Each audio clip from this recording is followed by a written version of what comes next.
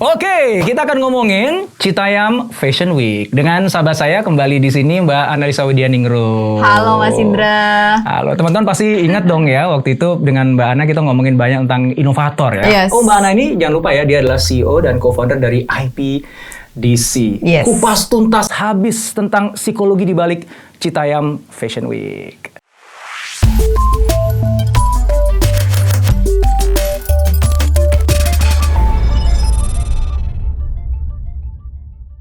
Mbak. Yes. Oh, aku Thank pikirin you tadi so opening terus ada musik-musik gitu nggak ya? Oh, nggak ada. Bercanda Nanti. Ya, aku jadi agak Habis ini tegang. nanti saya akan fashion show. Ya tenang aja, Iya. ini kan udah begini kan. Soalnya aku pikir udah pakai kacamata terus ada musik terus Mas Indra fashion show di sini. Iya, tapi nanti setelah Mbak ya. keluar dari ruangan ini, aku kan nggak pede kalau ada Mbak di sini. Ngomong-ngomong nih kok saya jadi nggak kelihatan gelap ya di sini Iya, ya. kacamatanya Oh Bapak. iya. Coba aja deh ya. Ganti ya. Dunia dia ternyata jadi- lebih indah. Iya, biasanya cowok mamba dia jadi cowok pantai. Oh iya, gitu ya. Tapi topi boleh dong dipakai terus. Boleh, dong. boleh. Sekali Biar lah. berasa fashion week-nya ya.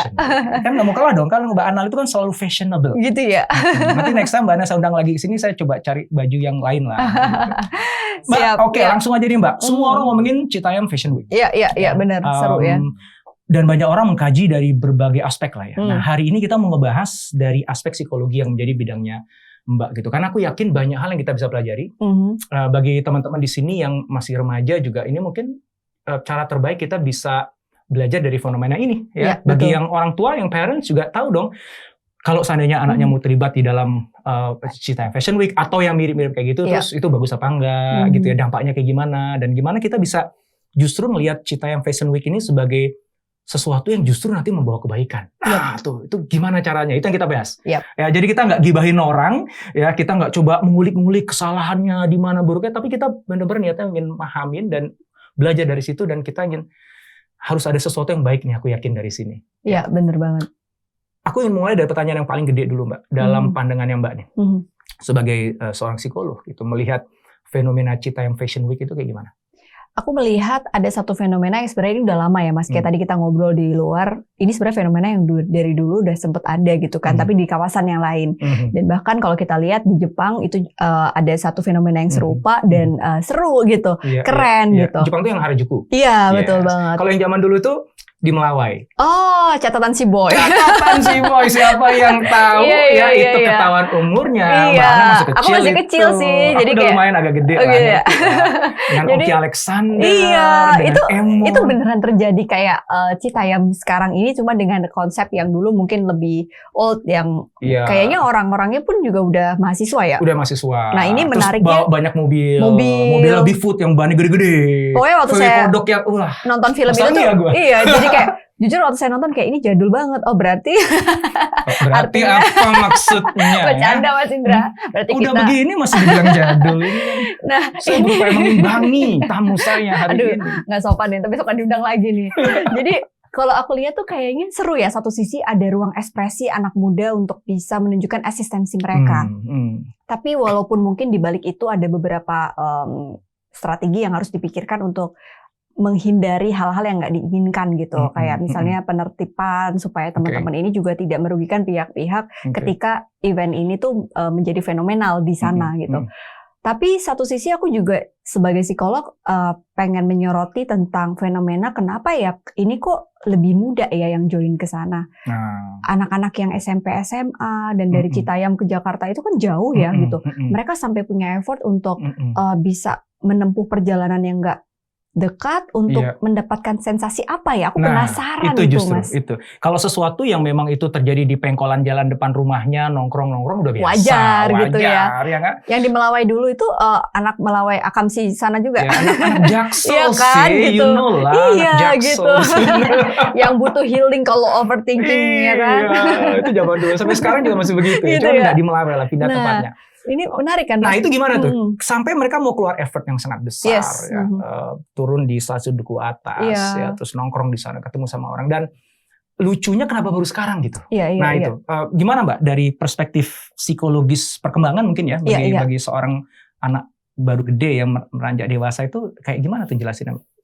Aku sempat riset juga nih sebelum diundang di podcast Mas Indra ini yang datang itu karakteristiknya seperti apa. Jadi aku ambil beberapa sampel dari YouTube, kan udah banyak banget liputannya gitu ya. Aku pelajari nih behavior mereka, statement-statement mereka ketika diwawancara yang anak asli Citayam gitu. Kenapa sih mereka sampai mau datang ke Duku Atas untuk melihat fenomena dan terlibat sebagai pelaku, bukan hanya observer gitu. Dan ternyata ada 1-2 cerita yang aku tangkap, ada kebahagiaan yang mereka dapatkan pada saat mereka ada di kawasan tersebut. Kebahagiaan itu satu statement yang sempat aku highlight ya. Dia bilang kayak gini, ya habis di Citayam tuh nggak ada apa-apa. Di rumah aku juga nggak nyaman, suka dimarahin sama ibu, sama bapak. Terus ketika di sana, aku ketemu teman-teman yang asik, yang seru, yang bisa bikin aku tuh keren. Jadi akhirnya sampai ada yang lucu banget tuh Mas, kayak dia beli baju COD-an gitu kan, harga 50.000 nih cuma gocap doang nih, tapi gue kelihatan keren kan. Terus waktu gue jalan tuh diliatin sama orang-orang di sana, dan ketemu sama teman seumuran yang bisa nyambung. Di rumah tuh nggak ada yang bisa diajak ngobrol. Itu yang aku rasa karakteristik kalau psikologi perkembangan remaja sedang ada di dalam fase yang sangat abstrak dan idealis. Mereka lagi egosentris banget. Wah ini teori banget ya. Dan yang pasti gampangnya adalah mereka sedang mencari identitas mereka untuk diakui, diterima, dan mendapatkan kebahagiaan yang punya panggung gitu. Itu memang usia remaja, tugas perkembangan kita dulu juga begitu gitu. Untuk bisa sampai di titik analisa dan indera yang hari ini sudah di usia mature gitu ya. Itu tuh kita sudah melewati itu. Nah mereka ini sedang fase itu gitu. Dan kenapa baru sekarang? Karena kita lihat kan pandemi nih Mas Indra. Pandemi ini mereka sekolah online. Intensitas mereka di rumah sama orang tua meningkat.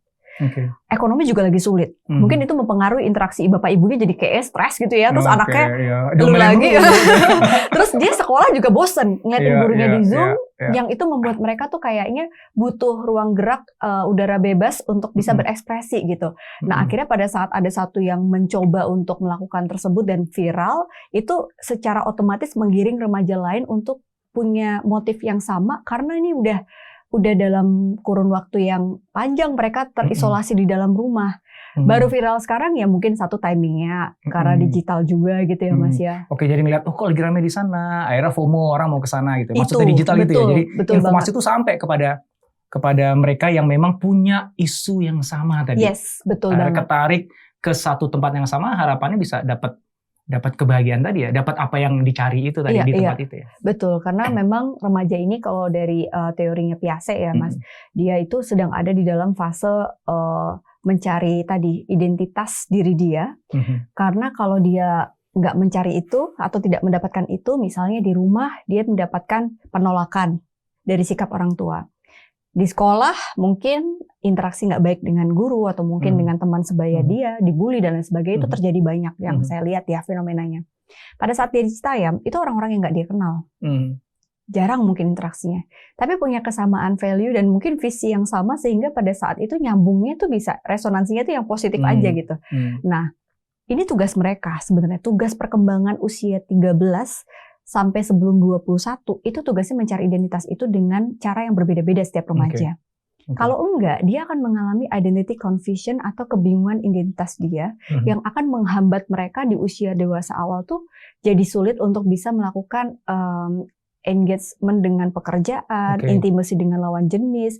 Termasuk kalau ketika nanti udah berkeluarga, bagaimana tuh ya dia berinteraksi dengan pasangannya, mendidik anaknya, itu akan kebawa sampai ke sana ya. Betul, banyak loh yang akhirnya karena gagal mencari identitas pada saat remaja, di usia dewasa tuh dia mengisolasi diri loh Mas. Nggak mau cari kerja, nggak mau berinteraksi dengan lawan jenis, yang ke arah dia akhirnya mengisolasi diri gitu. Itu yang ekstrimnya seperti itu gitu.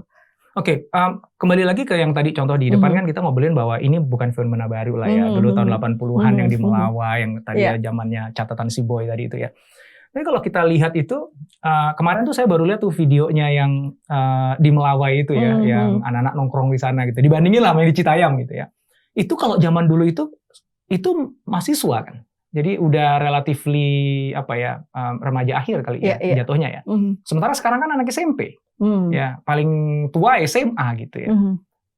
tadi kalau rentangnya adalah memang pencarian jati diri atau identitas tadi kan 13 sampai 21 tadi ya. Iya, itu usia remaja. Oke, berarti waktu pas zaman dulu tahun 80-an itu yang bagian atas-atas lah ya, yang anak kuliah itu kan sekitar 18, dewasa awal 18, ya. 19, 20 kan remaja gitu. akhir ya. Sekarang kok jadi anak-anak lebih maju ya. Lebih maju gitu, 13 tahun itu. Ini fenomena apa gitu. Memang mereka semuanya masih rentang pencarian jati diri gitu.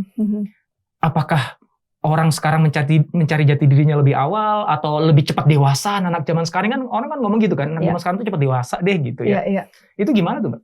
Pertama faktor teknologi dan informasi ya, Mas. Aku rasa itu variabel yang nggak bisa kita hindari karena disrupsi juga sering Mas Indra bahas kan gitu. Itu sesuatu yang nggak terhindarkan.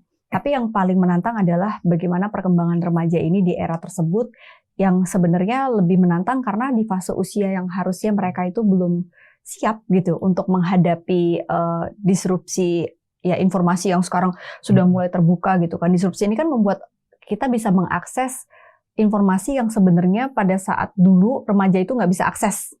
Remaja sekarang bisa karena Internet of Things kan gitu. Mereka bisa lihat, oh ternyata keren ya kehidupannya remaja lain yang hidupnya mungkin secara sosial ekonomi beda, tapi dia pengen meniru gitu.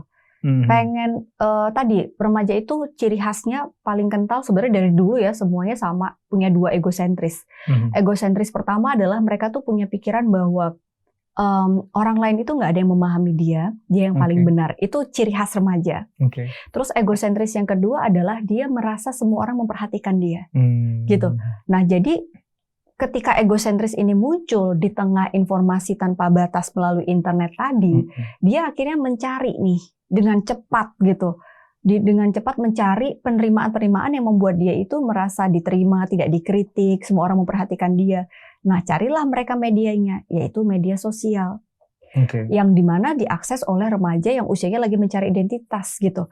Dulu mungkin aku rasa waktu zaman catatan si Boy, kalau udah ada internet dan media sosial, mungkin juga lebih awal juga gitu. Itu kayaknya satu hal yang aku amati sih. Gitu. Bener juga sih ya. Karena bahkan bagi saya pun ya, saya mungkin agak sedikit catatan si Boy itu masih lebih tua dibandingkan saya lah ya. I'm not that old, you know. Gue gak setua itu kali. Ya kok kita masih di angkatan tahun usaha begini masih dibilang tua juga. Lu pakai ini lagi dah biar kelihatan muda. Padahal tadi aku protes loh dipanggil ibu. Mana sih bilang panggil ibu?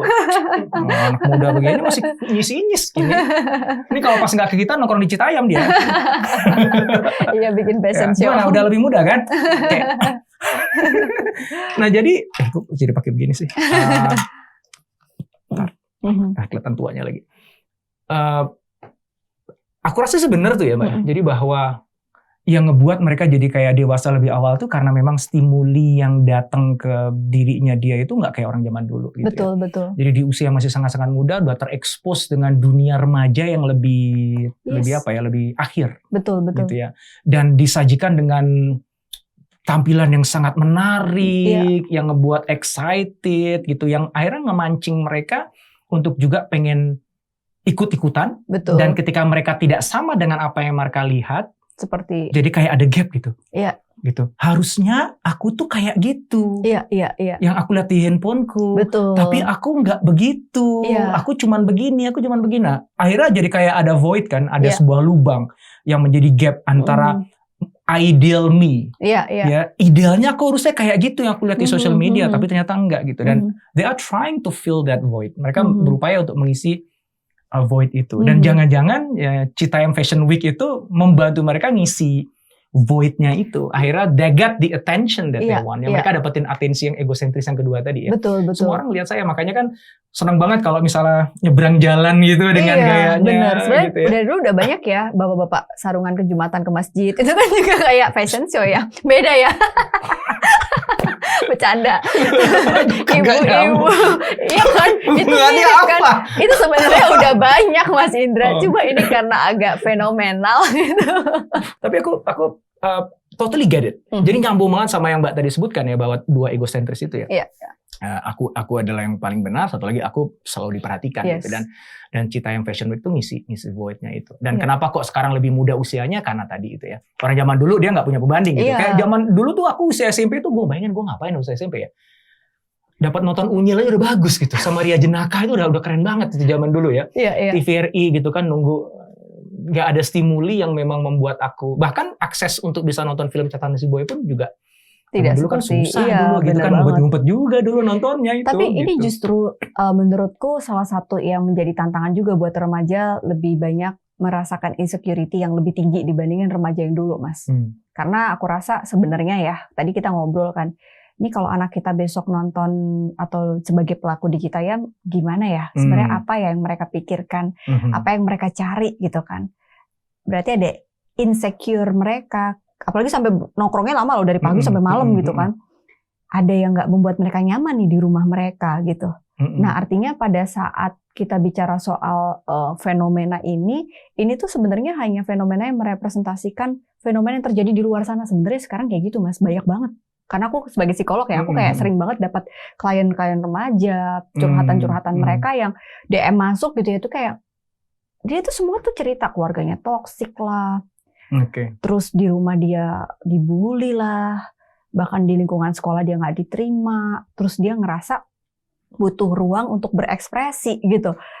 Karena namanya remaja itu harus expression itu wajib ya. Betul.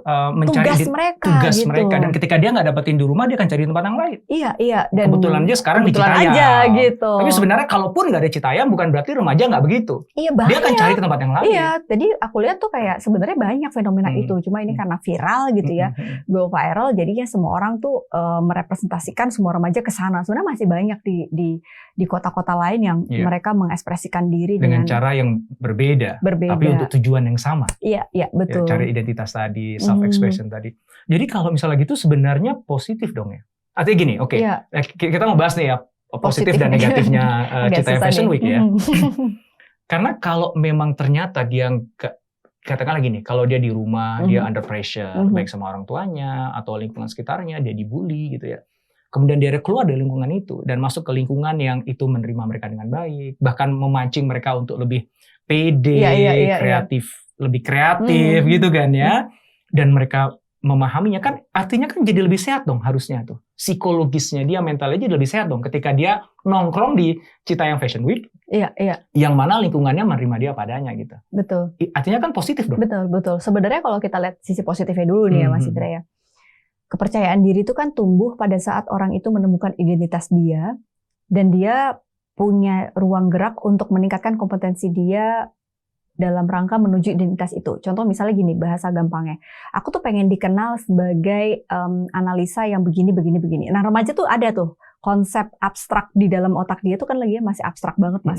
Dia belum bisa seformal, logik kita lah. Kita sudah lebih bisa logik gitu. Mereka sangat abstrak, sangat dinamis, dan mereka punya egosentris tadi. Nah remaja ini tuh kayak dia pengen punya identitas yang diterima sebagai anak yang keren, anak yang eksis, yang diterima oleh semua orang, keluarga. Itu tuh identitas yang mereka kejar. Lalu dalam upaya untuk bisa keren dan eksis tadi, itu kan sekarang semuanya dimanifestasikan dalam bentuk subscribers, likers, and followers. Itu kayaknya fenomena yang beda sama generasi remaja kita dulu gitu. Nah pada saat mereka tuh tidak mendapatkan itu, mereka mencari cara untuk meningkatkan kompetensi mereka. Yang kompetensi ini dalam rangka menuju mendapatkan identitas tadi, penerimaan. Jadi akhirnya, mohon maaf ya, ini sisi yang positif tadi ya, jadi lebih bagus. Sisi negatifnya, mereka tuh kayak take it for granted untuk bisa diterima. Akhirnya gimana caranya gue yang penting viral, kompetensinya tuh nggak dipikirkan dengan baik. Untuk bisa meningkatkan kompetensi tuh lo harus sekolah, upgrade diri, knowledge-nya ditambah. Harusnya sebenarnya ada satu ruangan atau ruang gerak yang bisa mengarahkan remaja-remaja di Citayam ini, mungkin sekolah inovasinya Mas Indra besok, itu untuk mengarahkan mereka, meningkatkan kompetensi supaya identiti mereka tadi itu bisa mereka dapatkan di usia mereka. Karena kalau enggak, apa jadinya Mas Indra? Mereka melakukan segala cara untuk bisa itu. Konten-konten yang dibikin yang penting viral, akhirnya banyak yang melanggar norma. Ya mungkin nggak semua ya. Aku lihat tuh kayak ada beberapa yang kayak akhirnya menunjukkan hal-hal yang sebenarnya tuh nggak patut untuk dipertontonkan untuk di usia mereka gitu, dari busananya, gerakannya, terus bahkan sampai ada yang memilih untuk yang penting gue kerja dapat exit daripada harus sekolah gitu kan. Padahal sebenarnya di usia remaja ini kita bisa memberikan motivasi kepada mereka untuk it's okay kamu berekspresi, punya kreativitas, tapi kompetensi ini tuh harus kamu tingkatkan terus loh selama kamu tuh bertumbuh sebagai pribadi saat di usia remaja maupun dewasa. Nah ini yang kayaknya perlu kita pikirin. Entah pemerintah, stakeholders, bagaimana ini mereka menjadi satu ruang untuk bisa meningkatkan kompetensi secara positif gitu. Setuju nggak sih Mas Indra? Artinya Citayam Fashion Week itu bisa menjadi panggung di mana mereka bisa berkarya, berkreasi, naikin kompetensinya, sehingga ketika dia manggung di sana, ya entah dalam bentuk apapun itu ya, misalnya fashion show gitu kan di tengah jalan, ataupun mungkin misalnya katakanlah mereka main skateboarding atau mungkin mereka buat konten, kan beberapa di sana kan mereka buat bikin konten ya, sehingga mereka bisa ya kan ada bagusnya juga ya, sejak awal mereka kalau memang suka dengan fashion ya dibina lah, jadi sense of fashionnya, eksperimentasi fashionnya kan. Fashion itu kan bagus jelek kan sangat subjektif kan, betul. It's fine gitu, misalnya orang bilang oh fashion lo norak gitu kan, mungkin sebagian orang bilang Harajuku juga norak gitu, tapi sebagian orang bilang tuh keren banget kan gitu kan. So it's not about what people think, it's about how they express themselves. Mereka bukan masalah bagaimana orang berpikir, tapi bagaimana mereka mengekspresikan dirinya sendiri dan eksperimentasi itu. Karena masa remaja itu kan bukan itu awal banget kan ya. Jadi bagi kita lebih bagus ngelihat itu sebagai sebuah proses, bukan sebagai hasil akhir gitu. So nggak penting konten lo kayak gimana sebenarnya, nggak penting bahwa fashion lo kayak gimana gitu. Tapi yang penting di Citayam Fashion Week itu kamu berani untuk ekspresi, kamu berani untuk berkarya, kamu berani untuk eksperimentasi, ya. Yang mudah-mudahan karena dilihat oleh banyak orang, lebih tahu diri lah. Kalau aku ngeliatnya gitu ya, mudah-mudahan daripada dia nongkrong sama temennya gitu kan, di tempat gelap, tengah malam, orang tuanya kan mikir juga kan, dengan siapa mereka ketemu, ngapain juga di sana, aku nggak bisa kontrol. Setidaknya dia ditonton satu Indonesia gitu kan ya. Jadi aku lebih ngeliat, wow ini kayak ada panggung gede gitu ya, anak muda lu silakan ya terserah kayak gimana gitu. Kan nggak mungkin juga mereka melakukan asusila kan, itu kan ruang terbuka. Betul. Atau bahkan misalnya naudzubillah misalnya dia narkoba gitu, kan nggak mungkin juga terbuka kan. Betul. Mungkin itu perlu dipikirkan nanti terkait dengan strategi aja supaya kayak misalnya masalah-masalah bisa ditanggulangi ya, kayak sampah, terus kemudian ketertiban supaya nggak bikin lalu lintas macet. Nah itu tuh perlu dipikirkan sebenarnya. Jadi faktor teknis sih menurut aku sih. Faktor teknis gitu. Kita suruh orang atau bayar orang untuk melakukan itu, karena menghadirkan ruang publik bagi anak muda untuk bisa berekspresi itu nggak mudah dan ini makin natural loh. Makin kesini makin susah kita cari banget ya. Kalau zaman dulu kan masih ada lapangan kosong, kita buat tempat main bola kayak di sana, tempat badminton gitu kan. Karena media sosial dan digital ini nggak sih Mas, orang lebih banyak yang main handphone di rumah. Nah, jangan-jangan ini jadi obatnya kecanduan media sosial. Salah satunya tuh gitu. Mereka jadi punya hal positif ya, nggak di rumah doang gitu yang cuma main handphone sendirian. Nggak jadi kaum rebahan aja lah. Tapi sebenarnya rebahannya di Sudirman. Nah tapi sebenarnya Mas ya, aku jadi menarik nih kalau menurut ini kita kan ngobrol ya. Aku boleh nanya Mas Indra, kan kalau kita tadi aku sempat bahas teori yang identity dan identity confusion tadi ya. Sorry, itu teorinya Erikson sebenarnya. Tadi aku sebutnya Piaget kayaknya. Nah, Erikson ini tuh pernah bilang sebelum fase remaja akan ada fase anak di usia 6 sampai 12. Di mana sebenarnya tugas perkembangan mereka adalah berkarya dan berprestasi di sekolah. Itu salah satu bentuk tugas perkembangan mereka. Menurut Mas Indra nih, kebetulan kan Mas Indra berarti anaknya udah melewati fase usia ini ya. Lengkap tuh, ada yang masih SD kelas 2, ada yang mau kuliah. Nah aku mau nanya nih sebagai orang tua gitu. Ketika tadi mempertanyakan, kan kalau anakku masih jauh banget kayaknya nongkrong di Citayam, orang baru masih SD gitu kan. Jadi tugas perkembangan yang mereka lakukan di usia sekolah dasar sebelum mereka nongkrong di Citayam, berarti ini ada yang nggak finish kalau mereka sekarang itu mengalami kebingungan identitas sehingga mereka lagi mencari itu dan extremely membuat mereka sampai nongkrongnya tuh tiap hari dari pagi sampai malam, kan sebenarnya itu nggak sehat juga ya. Karena sebenarnya ruang paling nyaman untuk anak remaja maupun anak tuh ya keluarga, di rumah gitu. Itu gimana Mas? Ada kemungkinan nggak ruang gerak ini jadi muncul karena tugas perkembangan yang sebelumnya nggak dicapai?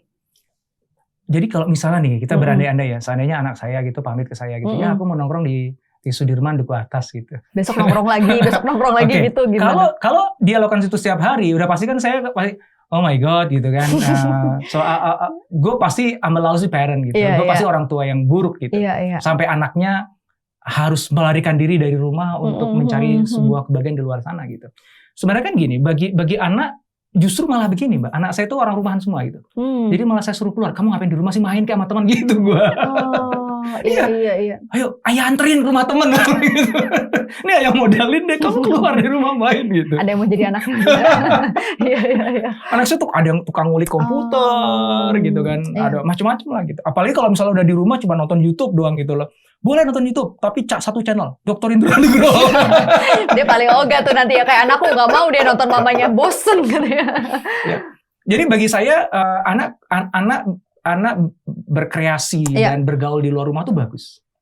Malah aku encourage gitu. Hanya kan semua yang over nggak bagus. Jadi kalau dia setiap hari ke sana, apalagi ninggalin sekolah, dia ngerjain tugasnya. Nah, kalau itu udah pasti ada something wrong. Gitu. Artinya kita sebagai orang tua gagal menjadikan rumah kita sebagai tempat terbaik bagi mereka untuk merasa nyaman, merasa dicintai. Bahwa aku kalau di rumah aku bisa berkarya, aku di rumah aku bisa mengekspresikan diriku, aku bisa mengungkapkan pendapatku. I can be the best version of myself. Aku bisa jadi versi terbaik untuk diriku di rumah. Gak ada tempat lain di muka bumi ini yang sebaik rumah gitu. Dan tugas kita sebagai orang tua adalah menghadirkan itu kan. Sehingga ketika tadi misalnya kasus itu terjadi, anakku misalnya lebih sering nongkrong di sana dan sebagainya, aku akan nanya dulu ke anakku pastinya. Apa yang mendorong kamu suka ada di sana? Kamu ngapain di sana? Sama siapa? Nah dari situ, kalau misalnya jawabannya, oh ya aku lagi buat film nih tentang Citayam Fashion Week gitu sama teman-temanku, ada videographer, ada blog. Kita support ya. Silakan dong sana aja. Butuh duit berapa? Gue modalin gitu ya. Ntar ayah masukin ke ini ya, ke YouTube ayah ya. Satu ayah ya gitu.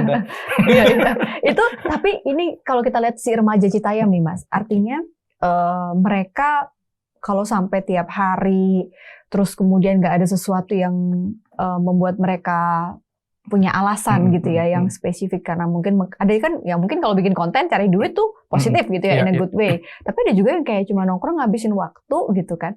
Itu aku rasa bisa jadi ada kemungkinan di fase tugas perkembangan sebelumnya, apalagi sampai mereka mau ninggalin sekolah, bolos seharian di sana. Ketika dia gagal di fase usia anak-anak, itu dia mengalami anak itu bisa mengalami namanya inferiority. Nah, inferiority ini kalau menurut Erikson adalah sebuah fase di mana dia lagi dalam kondisi yang pengen menarik diri dari lingkungan yang terdekat mereka. Entah keluarga, entah temen. Makanya dia lari nih ke duku atas. Gitu. Pada saat usia remajanya kayak, ternyata gue lebih diterima di sini nih. Karena kalau di rumah tuh kayak ada satu insecure dan inferior yang membuat aku tuh nggak bisa menjadi si orang yang diterima gitu. Itu salah satu analisisku sih sebenarnya dari Citayam ini. Nah ini menarik ya, itu sebabnya kenapa aku undang Mbak Ana untuk ngobrolin tentang ini ya, karena aku pengen dapat perspektif yang lebih lengkap lah gitu ya, supaya kita nggak judgement, betul, nggak menghakimi ini jelek, ini begini gitu. We can do better lah menurut aku gitu. Nah, aku udah paham, udah dapat ya. Jadi bahwa salah satu faktor yang memungkinkan menjadi pemicu kenapa mereka nongkrong di sana berhari-hari adalah karena di rumahnya dia nggak dapetin ruang di mana mereka bisa mendapatkan ekspresi diri dan lain sebagainya tadi itu ya, sehingga di sana dia ketemu sana gitu. Pertanyaanku begini nih, let's say iya itu faktor lain kenapa dia nongkrong banyak ya, tapi let's say kita isolasikan aja deh, ini emang gara-gara di rumahnya dia nggak menemukan ruang yang pas gitu, sehingga dia pergi ke sana untuk cari ruang itu. Jangan-jangan justru aku balik dari sisi positif nih ya. Jangan justru itu memang solusi gitu. Justru harusnya pemerintah itu menyediakan ruang. Citayam Fashion Week, Cibinong Fashion Week, ya Bekasi Fashion Week. Ya, udah ada ya Bekasi Fashion Week ya, udah ada. Harusnya begitu gitu. Jadi setiap tempat, jadi memang by design. Kalau ini kan nggak by design. Iya, kan? Ini natural sekali gitu. Ya. Jadi kita tahu ya kalau di zaman Rasulullah dulu bahwa tugas mendidik anak itu bukan hanya oleh kedua orang tuanya, tapi komunitas. Semua orang yang ada di dalam kampung itu, dalam kota itu tuh bertanggung jawab untuk mendidik setiap anak-anak yang ada di sana gitu. Gitu. Kalau sekarang kan enggak gitu, anak kita diomelin sama tetangga, kita marahin tetangga kita, enggak nanya salah apa anak kita, ternyata anak kita bandel gitu kan ya. Nah, jadi sebenarnya ada tanggung jawab sosial nih, ya. Setuju. Dan harusnya diempu oleh pemerintah daerah untuk kemudian menghadirkan ruang-ruang publik itu di mana anak-anak bisa berekspresi itu. Daripada dia ngotorin dengan grafiti di mana-mana, kita kasih aja dinding, silakan lu gambar di sini deh, gue kasih piloknya gitu. Tapi mana besoknya bisa dibersihin gitu. Kan macam-macam. Benar. So, ketika ruang-ruang publik tempat ekspresi anak itu hilang, dan kemudian di rumah juga dia nggak dapat, makanya anak ini kan nowhere to go kan. Gitu. Dan ini kan berbahaya. Dia akhirnya bisa menemukannya di tempat-tempat yang naudzubillah yang itu malah merusak dia gitu. Betul. Mendingan kita kasih aja gitu. Iya. So, kalau kita pengen ngelihat Duku Positif, Atas, ya. Sudirman, Cita Fashion Week itu dalam konteks itu dia menjadi sebuah ruang publik yang menghadirkan tempat bagi mereka untuk melakukan sesuatu, merasakan sesuatu yang dia tidak dapat di rumah. Itu kan positif, Mbak? Iya, betul. Nah, gimana caranya supaya akhirnya Cita Fashion Week ini beneran justru bisa ngisi void itu, kekosongan itu, sehingga akhirnya gara-gara Cita Fashion Week malah dia tumbuh menjadi remaja dan orang dewasa yang sehat secara psikologis dan mental. Betul. Gitu. Yang sebelumnya tanpa ada Cita Fashion Week malah kacau nih mentalnya, misalnya gitu. Justru karena ada Cita Fashion Week malah justru bagus. Nah, cuman pasti ada prasyarat dong, ya kan? Dia ketika nongkrong tuh harus kayak gimana nih? Ya, syarat-syaratnya atau kriterianya sehingga justru Cita Fashion Week menjadi wadah untuk pertumbuhan yang lebih sehat bagi mental dan psikologisnya. Iya, aku rasa ini menarik ya Mas, karena ruang publik itu sebenarnya kalau di negara-negara maju diciptakan secara natural maupun oleh pemerintah gitu. Stakeholder pastinya menjadi satu faktor yang paling berpengaruh terhadap keberhasilan ruang publik ini untuk bisa jadi ruang ekspresi. Kayak kita kalau misalnya di luar negeri tuh ada kan orang yang main musik, kemudian dia bisa menghibur, dapat duit di situ. Itu kayak kerasa gitu. Sedangkan apalagi Jakarta ya, dengan padatnya Jakarta kayak gini tuh kita kekurangan ruang publik yang sebenarnya bisa membuat orang berekspresi dengan free. Kecuali mereka punya panggung-panggung, punya studio YouTube kayak Indrawan Nugroho gini kan. Kalau pengennya begitu gitu. Artinya apa sih yang butuh kita pikirin di dalam anak gitu ya, di dalam teori psikologi. Itu ada namanya teori Brenner, di mana yang bertanggung jawab terhadap tumbuh kembang individu itu satu kan mikronya adalah keluarga, lingkungan sekolah, dan ternyata negara itu juga punya andil dalam tadi yang Mas Indra sampein gitu. Jadi kalau kita mau bicara Cita Fashion Week ini mungkin harus ada ruang gerak ini diciptakan oleh bukan hanya pemerintah tapi juga perlu peran serta dari orang tua, sekolah gitu ya, tersistem gitu Mas. Misalnya kerjasama dengan sekolah-sekolah. Misalnya nih, sekolah ini ngobrol sama orang tua, bagaimana tumbuh kembang anaknya di rumah. Terus remaja-remaja yang dalam tanda kutip misalnya terlihat menonjol, ada aksi-aksi yang beyond dari teman-teman yang lain. Ini kan akhirnya jadi catatan untuk sekolah, di mana guru punya peran gitu untuk mengidentifikasi murid-murid yang misalnya bolos terus, murid-murid yang kayak nilainya kok nggak pernah bagus, dicari kreativitas mereka di mana, ditemukan potensinya. Ini nggak bisa guru sendiri, perlu ngobrol sama orang tua. Terus setelah itu guru bisa apa? Guru butuh dapat support dari pemerintah. Pastikan kita punya dana pendidikan yang untuk bisa mengeksplorasi bakat anak ini gitu. Jadi aku rasa tuh kayak nggak bisa kerja dari pemerintah doang. Jadi harus dari semuanya. Lah misalnya pemerintah punya program, orang tua nggak support. Banyak loh program Kemendikbud yang akhirnya sekarang tidak semua dirasakan oleh siswa se-Indonesia loh. Hanya sekolah-sekolah tertentu yang support.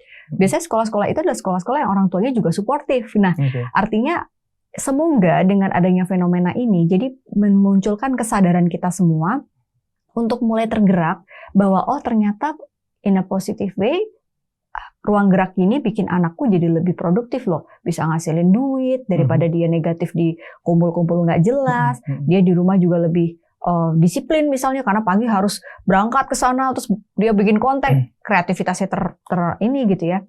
Tapi perlu ada PR sekolah nih, karena tugas anak sampai usia tertentu adalah mengenyam pendidikan formal. Jadi itu bagaimana sekolah lagi-lagi memberikan policy yang apa ya Mas, mendisiplinkan mereka. Oh boleh ke sana tapi weekend. Kalau di hari sekolah mungkin justru malah bersama pihak sekolah mendampingi, bikin gerak misalnya pensi atau apa gitu ya. Mungkin dengan izin pemerintah setempat tapi ya ditertibkan gitu. Sejenis Cita Fashion Week tapi di mana di ruang publik itu aku rasa akan menjadi sebuah habit baru gitu untuk membuat pendidikan di Indonesia tidak hanya berfokus kepada education yang formal, intelektual, tapi tadi masih sisi emosional dan creativity itu yang kayaknya dibutuhkan di era sekarang. Setuju nggak sih? Iya. Mungkin gini, kita banyak betul bahwa ada anak-anak yang nongkrong di Cita Fashion Week itu everyday, bolos sekolah gitu ya. Itu mungkin ada gitu ya. Tapi aku juga meyakini bahwa ada orang yang kesana yang dia tetap sekolah. Gitu. Jadi pulang sekolah gitu ya, weekend, Dan juga ada, tadi kan Mbak juga nyebut ya, dia putus sekolah. Iya, betul. Ya, dia nongkrong di sana aja. Jadi bukannya dia bolos sekolah, yang putus sekolah. Nggak gitu, salah sih sebenarnya, daripada di rumah ya. Daripada di rumah yang kemudian tertekan, dia nggak bisa self expression, sekalian aja di sana, kan gitu kan, bisa. Jadi kita mau ngelihat mereka yang kumpul di sana tuh multi perspektif gitu ya, bahwa memang kalau dia bolos sekolah ada di sana udah salah, ya karena ada masa perkembangan yang dia lompati, ada tanggung jawab yang harusnya dia tunaikan nggak ditunaikan, itu pasti salah gitu ya. Tapi mungkin bagi beberapa orang justru kesana adalah menjadi bagian dari solusi untuk perkembangannya dia. Setuju. Kan gitu kan ya. Nah maka aku penasaran gini Mbak. Kalau tadi kan Mbak mengawalinya bahwa mereka yang terdorong untuk bisa nongkrong di sana adalah karena faktor di rumahnya dia nggak dapat gitu. Nggak dapat ruang untuk itu. Mungkin nggak orang yang di rumahnya dapat ruang itu sebenarnya. So dia tidak melarikan diri dari rumah. Mungkin tidak sempurna lah rumahnya, tapi tidak buruk, ya, nggak ada lah yang sempurna itu kan nggak ada. Tapi dia nggak buruk, jadi nggak diomelin terus, nggak susah, mungkin bahkan secara ekonomi pun sebenarnya dia oke lah, masih bisa baik gitu ya. Tapi kemudian dia tergerak untuk ke Citayam Fashion Week gitu. Sangat mungkin, sangat mungkin sih Mas Indra. Karena kalau di usia remaja nih ya, ini kita ngomongin remaja khususnya, itu penasarannya tuh sangat tinggi tadi. Istilah FOMO-nya tuh lagi tinggi gitu. Dia merasa tidak sama seperti remaja usia yang lain kalau dia belum ke sana. Jadi sebenarnya di rumah baik-baik aja gitu. Tapi itu adalah tugas perkembangan. Jadi ibaratnya secara natural remaja pada umumnya tuh memang butuh seperti itu. Dan itu sangat mungkin. Di rumahnya baik-baik aja gitu. Dia mungkin penasaran. Dia pengen mendapatkan ibaratnya penerimaan supaya dia sama nih, teman-temannya mungkin udah pada kesana semua, kok aku belum gitu. Jadi kayak dia semacam ibaratnya confirm bahwa dia itu sama seperti teman-teman peer-nya. Itu karakteristik remaja yang sangat ini sih menonjol gitu. Nah itu, jadi artinya kalau kita lihat teman-teman yang nongkrong di sana itu balik lagi ya, tidak semuanya lagi bolos. Betul. Ya, ada yang mungkin putus sekolah. Ada yang pulang sekolah, ada yang justru malah ngebuat konten ya, positif ya. Ada yang memang dia pengen self expression aja, gaya pakai fashion yang lucu-lucu, jalan ke sana, dapat pengakuan dari sekitar, which is itu healthy untuk sehat untuk mental perkembangan mereka gitu kan ya.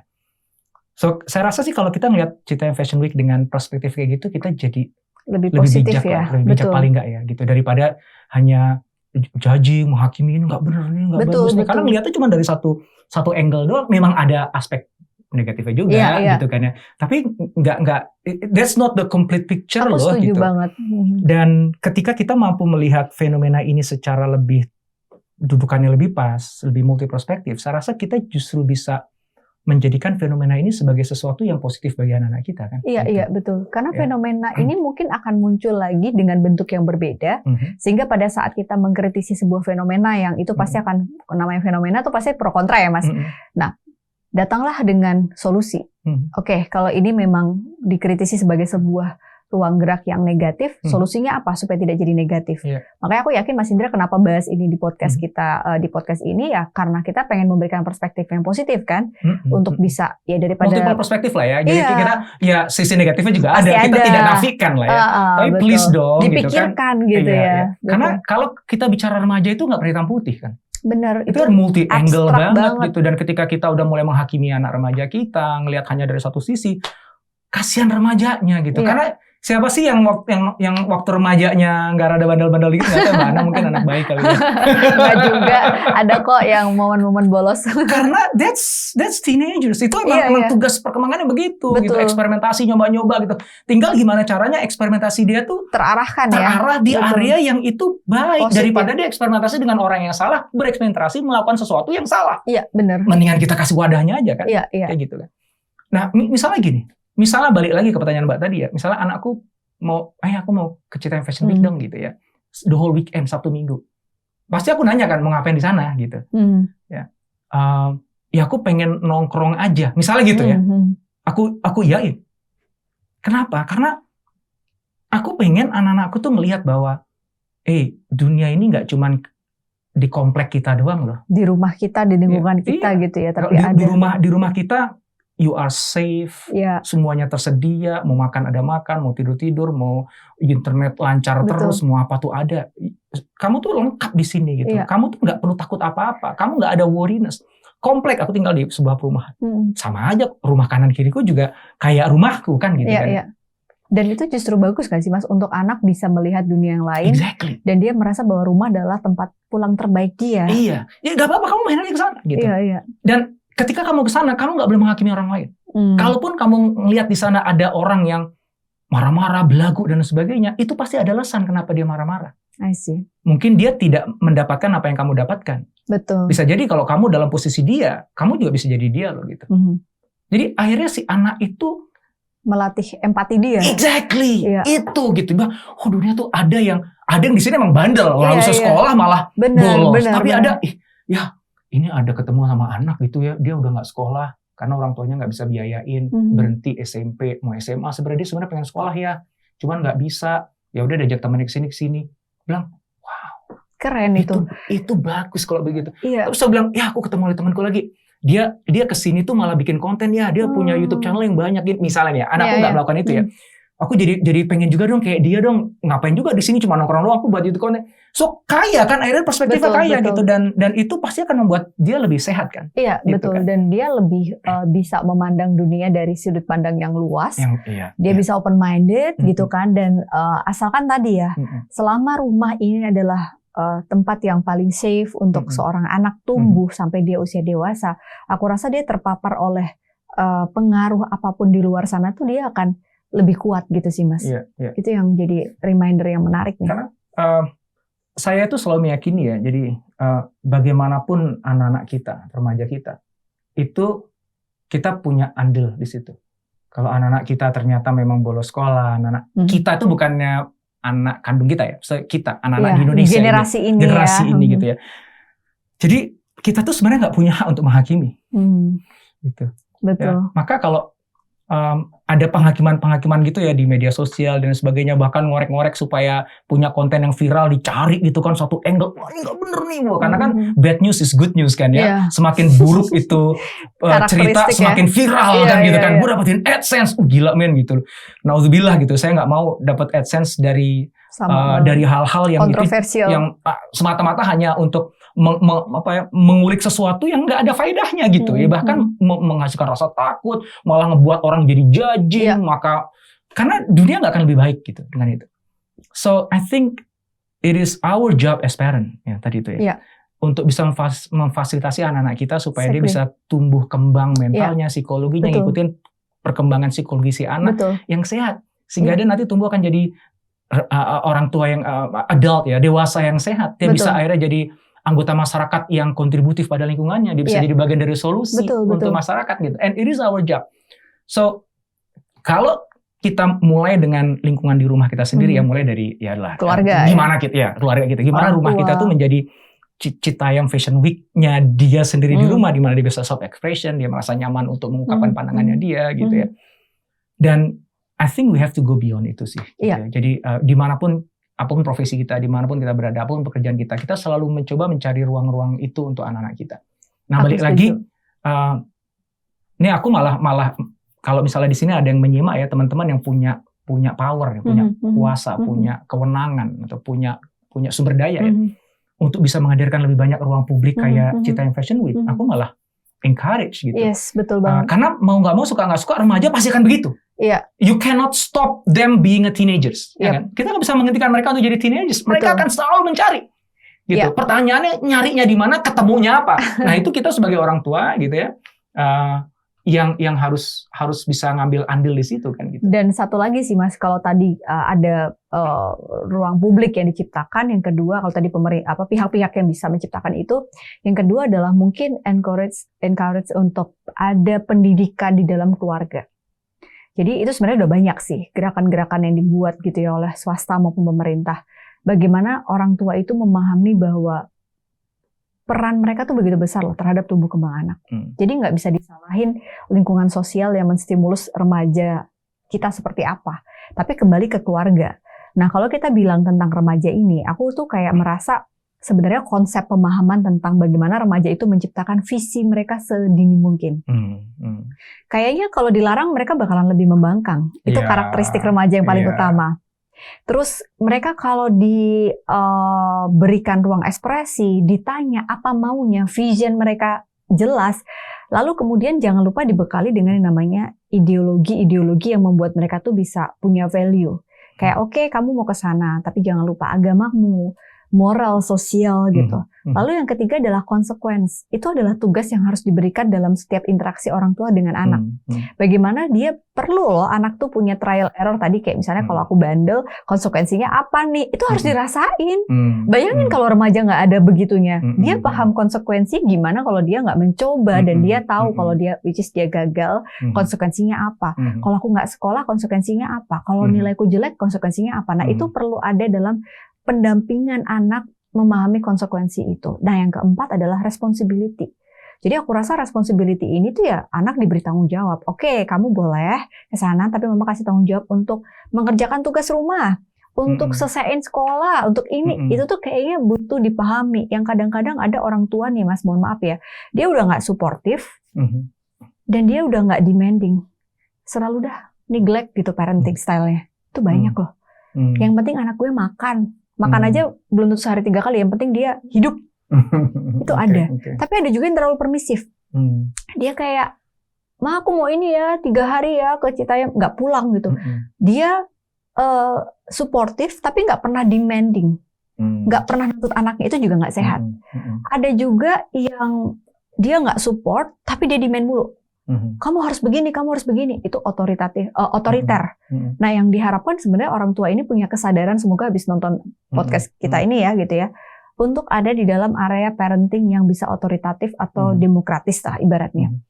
Apa itu? Kita support dia dan kita demand dia, kasih demand. Jadi itu demand itu membuat dia tahu visi dalam hidupnya, nilai-nilai yang dia pegang sampai dia dewasa nanti. Konsekuensi kalau dia melakukan kesalahan dan tanggung jawab melakukan tugasnya. Nah, dengan itu orang tua bisa support apa yang dia mau dan dia juga nuntut. Jadi ada punishment juga boleh, reward harus gitu. Punishment ini yang positif ya, nggak dicubitin, nggak dipukulin gitu, tapi dalam bentuk yang dia tetap tahu aturan. Nah, itu ternyata penting banget, Mas Indra. Wow. Dan ini waktunya udah panjang banget ya. Iya. Ini menarik. Yang Mbak Tani sampaikan ya, bahwa kan ada tanggung jawab untuk mendidik anak tadi. Dan sometimes kita tahu bahwa nggak semua parents, nggak semua orang tua, nggak semua rumah itu bisa menghadirkan pendidikan itu dengan baik. Yang tadi Mbak sebutkan gitu kan. Maka balik lagi nih, tanggung jawab mendidik satu generasi itu ada di kita sebenarnya gitu ya. Ini kesimpulan kita ya. Nah, ini kesimpulan kita nih gitu. Maka kalau aku nih, ini konkretnya aja deh bagi teman-teman di sini ya. Coba dimikirin gini deh. Kan aku selama ini kan sering gaul sama teman-teman di lembaga sosial gitu kan, yang membina remaja dan sebagainya. Itu kesulitan banget untuk ngumpulin remaja. Ya kan? Dikasih insentif ngumpulin remaja itu. Iya, atau bagi-bagi duit aku atau ingat. apa, baru remaja kumpul. Habis itu udah kumpul, duitnya udah dikasih, kabur gitu kan, nggak sempat di treatment.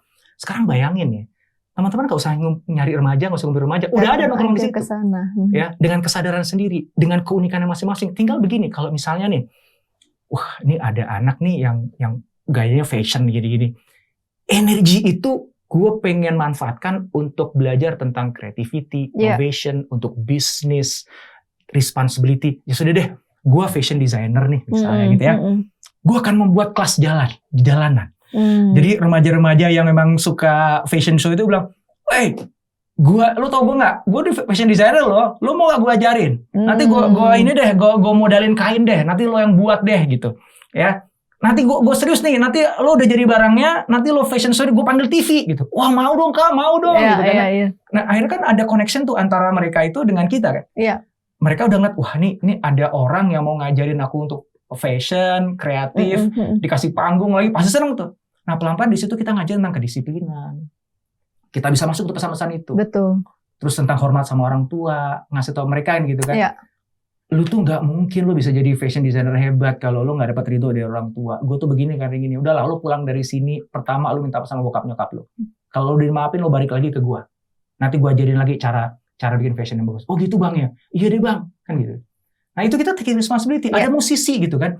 wah ini nongkrong suka apa nih, oh musisi, yuk saya belajar musik nih, gue ajarin cara main gitar gitu. Itu maksudnya ruang publik. Habis itu masyarakat ikutan partisipasi untuk menghadirkan tempat-tempat di mana si anak itu bisa punya connection yang benar. Betul. Gitu. Dan caranya kan bukan dikumpulin mereka habis itu diceramahin. Tahukah Anda bahwa Anda harus begini kan?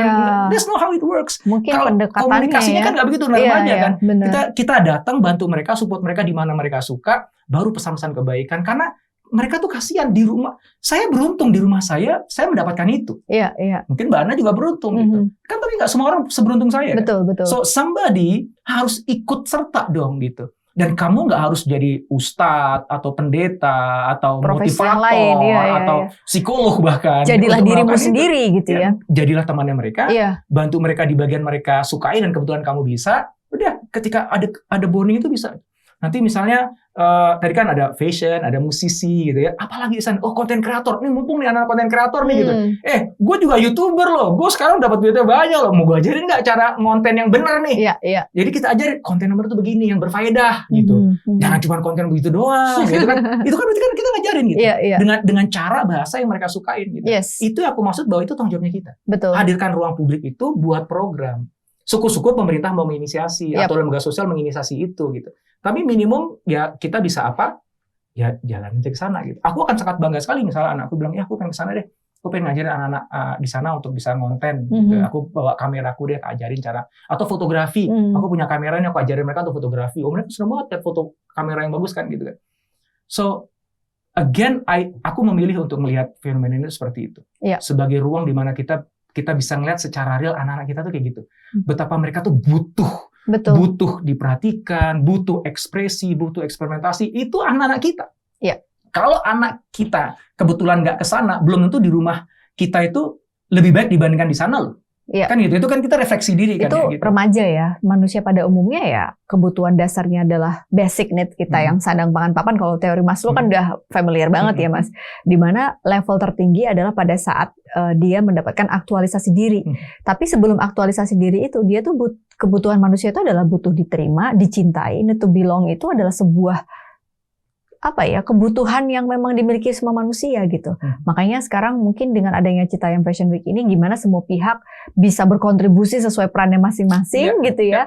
Memberikan inspirasi, edukasi atau apapun itu dan kalau kita mau mengkritisi ya datanglah dengan solusi. Exactly. Paling enggak jangan berhentiin mereka deh gitu. Ini potret anak muda kita gitu. Lu udah bagus, ini ditunjukkan. Secara terbuka. Bukannya berarti baru sekarang, dari dulu udah begini. Udah ada. Sekarang aja viral tunjukkan gitu loh. Nah terus kamu masih abai dengan ini gitu. And setuju. you try to call yourself parents gitu ya. Kamu menyebut diri kamu orang tua, sementara kamu abai. Kamu cuma bisa menghakimi. Kamu cuma ini. No, you do something about it. Karena mereka adalah mereka. It is our responsibility untuk bisa membina mereka. Waduh, luar biasa deh. Kalau ketemu Mbak Ana jadinya begini ngomongnya. Sama. Kan psikolognya juga curhat. Thank you banget. Kayaknya harus kita akhiri, Mbak. Kita foto dulu dong. Iya, boleh. Ini Oke, Indrawan Fashion Week ya. Iya. Indrawan Kita buat Studio Bintaro Fashion Week ini di sini. Oke. Kok jadi kacamata?